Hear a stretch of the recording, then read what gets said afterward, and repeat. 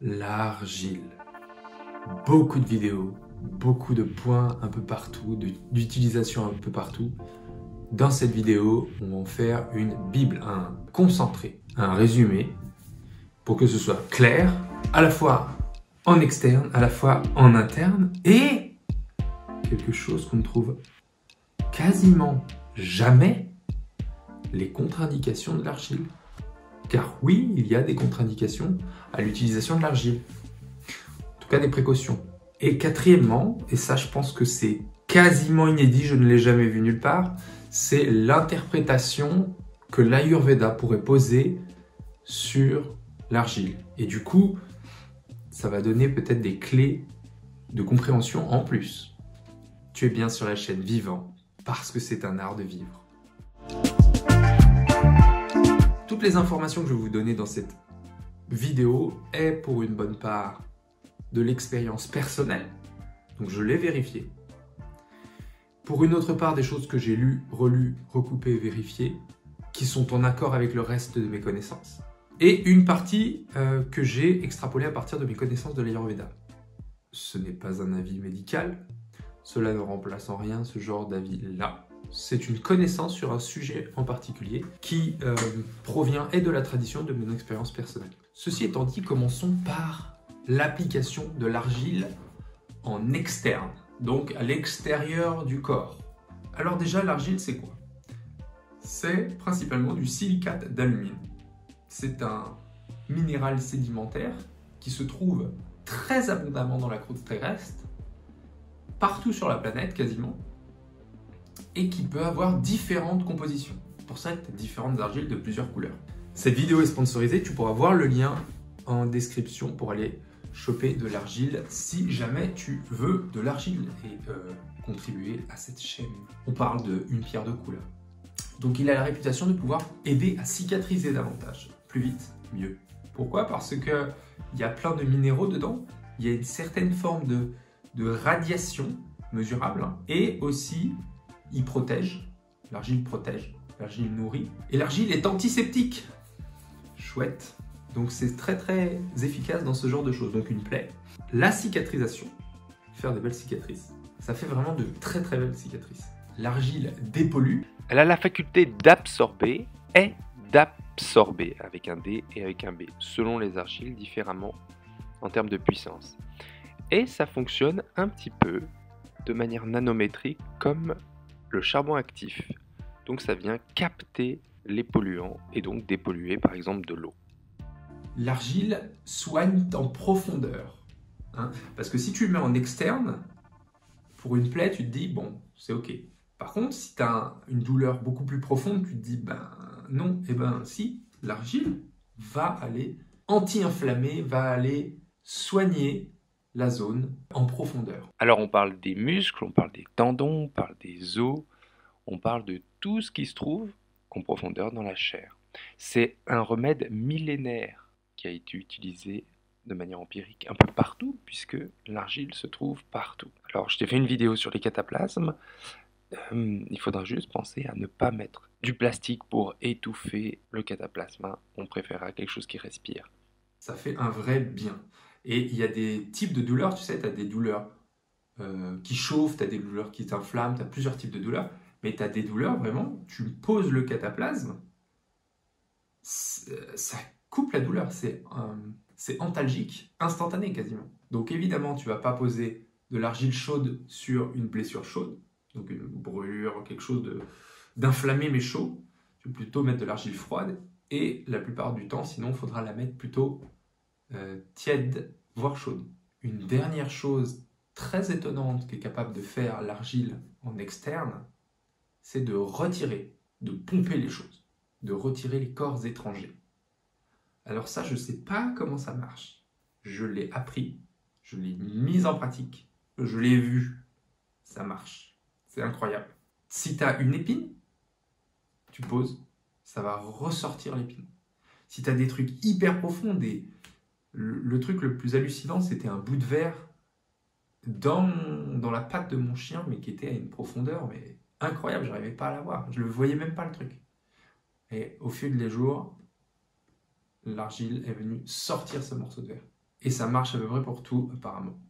Mais là, on touche à une précaution d'emploi également du même coup. Si tu as des choses dans ton corps que tu veux laisser dans ton corps, attention à ne pas mettre d'argile dessus. Alors, c'est pas en une fois que ça va te l'arracher au forceps, hein. Mais si tu fais des cataplasmes plusieurs jours d'affilée, attention. Attention les broches, attention tous les implants. Attention si tu es au niveau des dents, hein, parce qu'il y a plein de trucs qui sont plus naturels. Hein. Tu as des implants, tu as de la résine, tu as tous ces trucs-là. Si tu le fais plusieurs semaines durant, moi, je ne le ferai pas. Ça va probablement sortir. Les piercings, les trucs comme ça, attention. Les pilules sous-cutanées, tous ces trucs-là, je dois en oublier. A priori, il faudrait faire attention parce qu'elles pourraient retirer tout ce qui n'est pas ton corps. Et ça, c'est vraiment important de comprendre dans l'argile. C'est comme un espèce de reset. Elle a cette énergie terre, cette énergie comme primordiale qui reset, qui reformate la zone à l'état naturel. Tout ce qui n'a rien à faire là, c'est retiré. En interne, donc en interne, tu fais comment? Tu prends de l'argile comme ceci. Là, c'est en fin grain. Ça peut être plus gros, ça peut être de la poudre. Tu le mets dans un verre. Tu l'hydrates, tu mets de l'eau dessus. Tu mets un bon peu d'eau. Tu laisses, ça va faire une certaine effervescence comme un cacheton. Ça va se dissoudre. À ce moment-là, tu touilles avec quelque chose qui ne sera pas du métal parce que ça va réagir. C'est pas électriquement neutre, justement, c'est pour ça que ça agit. Donc, il ne faut pas utiliser du métal. Donc, du verre, de la terre, du bois, tout ce que tu veux, sauf du métal. Tu touilles. Tu auras un lait d'argile. Tu peux avaler ce lait d'argile si tu comptes te traiter avec. Il y en a pour qui ils n'utilisent au début que l'eau au-dessus de l'argile. Donc, l'eau dans laquelle il y aurait eu cette effervescence. Donc, tout à l'heure, j'ai dit en externe, l'argile dépollue. Si tu mets... Et ça, c'est Jade Allègre qui l'a dit et plusieurs fois montré dans son mémoire sur l'argile, que je vous invite, c'est vraiment là, je vous fais une vidéo plutôt courte, mais elle, c'est vraiment la mecque du savoir sur l'argile qu'elle a expérimenté un peu partout dans le monde. Donc, elle dit que si tu mets ça dans l'eau, ça dépollue l'eau. Ça dépollue les milieux. Donc, ça vient fixer les éléments, les xénobiotiques, les pollutions sur la surface de l'argile. Et ça les emmène avec. Une fois que tu as utilisé l'argile, même si c'est en externe, tu la rends à la nature. Hein, tu la réutilises pas. Quand tu fais en interne, donc tu mets ton argile dans ton eau, tu attends, le mieux c'est une nuit. Soit tu bois l'eau juste surnageante, donc qui est transparente, soit tu touilles, tu as un lait d'argile, tu bois ce qui vient. Qu'est-ce que ça va faire? Eh bien, ça va faire la même chose que l'externe, mais en interne. Ça va cicatriser les plaies. Ça va absorber tout ce qui est mauvais, toutes les toxines, donc alléger le corps, hein, alléger la dépollution du corps. Ça va assainir donc plus ou moins l'intestin, selon la quantité que tu prends et le temps que tu en prends. Certains disent que ça peut reminéraliser. Ok, donc c'est blindé de minéraux. Mais ce qu'on note, c'est quand même que tout ce qui est minéral, les minéraux d'origine minérale, sont souvent moins bien absorbés que les minéraux d'origine végétale ou animale. Mais il y a quand même une part qui est assimilée. Ça va avoir tendance à solidifier tes selles. Ok, donc en cas de selles molles, ça peut aider. Là, on arrive à une précaution d'emploi encore, une bien connue, c'est que si tu es constipé, ça va te constiper davantage. Et la constipation sera proportionnelle à la quantité d'argile que tu vas manger. Elle peut être utilisée également comme le charbon actif, comme un antitoxique, c'est-à-dire que si tu penses avoir avalé un truc, si tu n'as rien d'autre sous la main, tu peux avaler ça. Charbon actif ou argile. C'est apparemment très efficace. Je l'ai utilisé une ou deux fois. Bon, je n'ai pas avalé du cyanure, mais de mon point de vue, ça fonctionne très bien. Ce qui ne t'empêche pas d'aller à l'hôpital et de faire les démarches habituelles. C'est un plus. Et si tu es perdu dans la nature, ça peut être d'une grande aide, ou que tu n'as rien d'autre à ta disposition. Et enfin, ça peut lutter contre les maladies, parce que c'est antiseptique, c'est adsorbant, ça va être une aide pour lutter contre les maladies. Pas toutes, mais certaines, surtout celles qui ont un tropisme avec le système digestif. Donc comme tout, tu as des limites, hein. Tu as des précautions d'emploi, même la flotte, tu as des précautions d'emploi, mais en fait c'est marqué nulle part, parce que c'est tellement du bon sens qu'ils ne l'ont pas encore osé le marquer sur les bouteilles. Mais si tu bois des 20 litres d'eau, tu vas diluer ton sang, tu vas être pas bien du tout. Hein. Tu peux même tomber dans le coma si tu vas à l'extrême. T'imagines, ils marquent ça sur les bouteilles. Ne buvez pas trop d'eau. De même, ne buvez pas de l'eau bouillante. Ou alors, ne buvez pas 3 litres d'eau pendant que vous mangez, parce que ça va complètement diluer votre digestion. Toutes ces choses-là, on le fait. Si tu bois que quand tu as soif, a priori, t'as pas de problème. Le bon sens, le ressenti. Mais cette soif, cette sensation qu'on a avec l'élément, l'aliment eau, je pense qu'on l'a avec tous les aliments. Sauf que c'est un peu plus délicat à sentir. Et qu'on n'entraîne plus du tout cette délicatesse, cette sensitivité aux éléments qu'on apporte. Donc en précaution d'emploi, on a vu quoi? On a vu attention parce que ça absorbe et ça retire tout, donc tu n'as pas envie forcément de tout retirer. Attention, ça constipe. Et il y en a un autre qu'on peut déduire, c'est attention, si tu as une prise de médicaments, il ne faut pas la mélanger avec la prise d'argile, en tout cas pas dans l'espace-temps de 2 heures après et 1 heure avant. C'est-à-dire qu'il faudrait prendre tes médicaments 1 heure après avoir pris l'argile minimum. Et ensuite, quand tu as pris ces médicaments, il faudrait attendre au moins 2 heures avant de prendre de l'argile. Pourquoi? Parce que l'argile enlève tout ce qui n'est pas toi. Tout ce qu'elle considère comme xénobiotique, comme délétère. On ne sait pas trop comment ça fonctionne, comment elle repère ce qui est bon et ce qui est mauvais, mais elle fait un tri. Parce que si tu manges des bonnes choses, l'argile ne va pas y toucher. Si tu manges même des vitamines de synthèse, l'argile risque de les capter. Donc, si tu as un traitement qui est important, d'ailleurs tous les traitements, si tu les prends, vaut mieux qu'ils soient importants, sinon ça ne sert à rien, eh bien, ne les mêle pas à l'argile parce que ça va les annuler. Et par traitement, c'est tout ce qui provient de la chimie, de l'industrie. C'est-à-dire qu'une pilule, prendre la pilule, c'est un traitement, c'est un médicament. Donc si tu prends la pilule et boum, tu prends de l'argile avec, ben tu risques d'avoir pas pris de pilule. C'est un problème. Donc voilà, même le moindre aspalgique, le moindre antidouleur, si tu le prends avec de l'argile, ça risque d'en diminuer beaucoup les effets. Parce qu'ils trouvent que, j'imagine, je le personnifie un peu, mais ils trouvent peut-être que ça ne fait pas partie du système, donc ils l'enlèvent. Donc quand on veut garder ces atouts-là, eh bien on sépare temporellement les prises, ou on ne prend pas d'argile pendant ce temps-là. Donc l'argile, c'est très safe. Apparemment, la limite, ce serait 50 en poids par jour, ce serait 50% du poids de ta prise alimentaire. C'est-à-dire que si tu manges 1 kg, il ne faudrait pas dépasser 500 grammes d'argile. Tu risques d'avoir limé tes dents avant de manger 500 grammes d'argile, à mon avis. Mais il me semble que dans des pays, ils sont quasiment en état de famine, ils se font des galettes de terre. Et voilà, des galettes d'argile pour que ça tienne un peu au corps. D'ailleurs, en parlant de digestion, on a une autre précaution d'emploi qui est que l'argile va avoir quand même tendance à absorber l'acide que tu as dans ton estomac. Donc, c'est quand même à éviter pendant et avant de manger et après de manger. Ça va gonfler, en plus l'argile a un peu tendance à gonfler et à absorber peut-être cette acidité. Il ne faut surtout pas que ta digestion s'affaiblisse. Ça, c'est vraiment un point de santé majeur.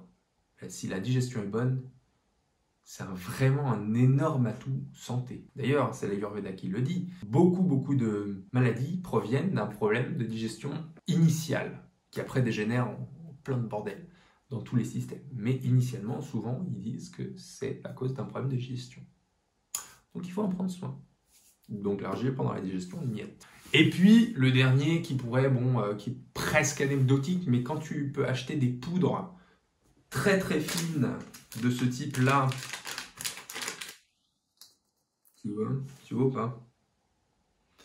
Eh bien, mieux vaut ne pas la respirer à outrance, hein, parce que ça va dans tes poumons. Je m'en mets de partout. Je vais mettre dans la plante. Hop là!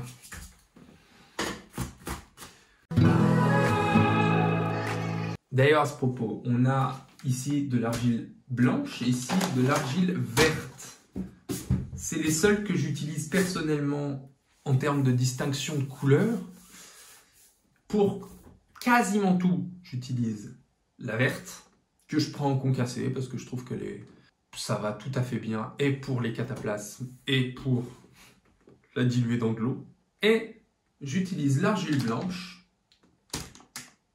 uniquement quand il s'agit de cicatriser. Il a la réputation, l'argile blanche, d'être plus puissant en termes de cicatrisation. Moi, j'ai déjà essayé en externe. C'est super. Tu en mets, ça te fait une croûte très vite et ça cicatrise dessous. Tu renouvelles, tu laisses. Ça fait une très très belle cicatrisation et c'est assez rapide.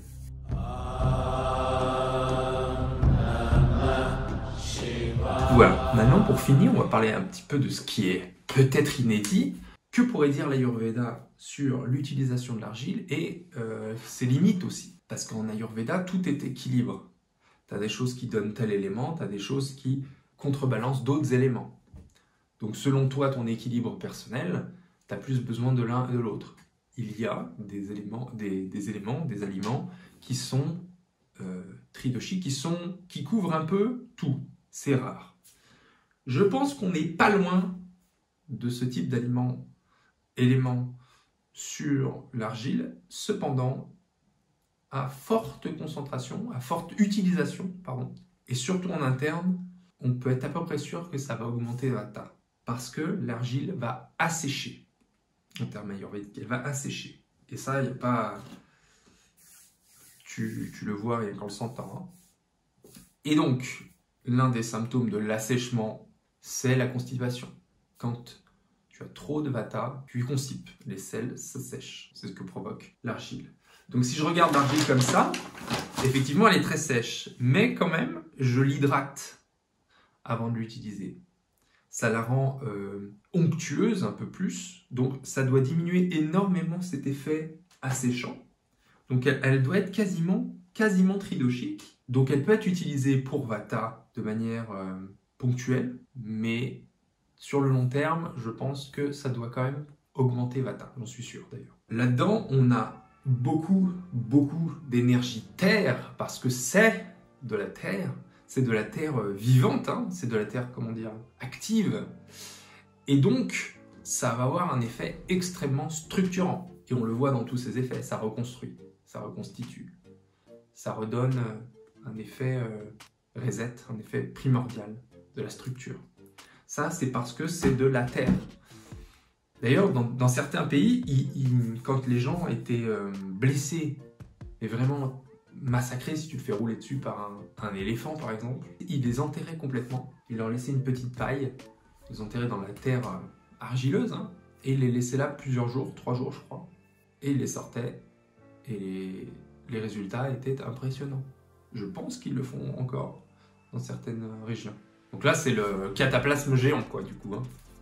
Parce que toute l'énergie terre va diffuser. Et comme le corps n'est ni plus ni moins qu'un agrégat de cette terre, qui est organisé par une énergie, par une mémoire, selon un code, qui est donc de la mémoire, eh bien, tous ces éléments terre se voient renforcés, donc ton corps se voit renforcé par la présence de l'argile. Et donc, si tu veux acheter de l'argile et aller voir tous les produits qu'ils font, parce que là, ça, c'est les produits hyper simples, hein, mais tu as 1 milliard de produits beauté, tu peux faire beaucoup de choses avec l'argile. Donc, je t'ai mis un lien dans la description qui est sponsor et qui renvoie vers leur site. Argilette, c'est le leader. Hein. Comme ça, tu es sûr d'avoir de l'argile de qualité. Parce que je suis déjà tombé sur de l'argile, tu as l'impression de manger du caillou. J'ai fait, ouais, c'est bon, mais là, tu as de l'argile de qualité. Les gars, ils font ça depuis belle lurette. Donc, c'est nickel. Si tu veux aller plus loin, il y a des livres. Jade Allègre, c'est la master en la matière. Tu peux aller voir ce qu'elle fait, ce qu'elle dit, ce qu'elle présente. Il y a son mémoire qui est en libre disposition. Voilà ce que je peux dire sur l'utilisation de l'argile. Et ouais, c'est un art de vivre. À bientôt, l'artiste.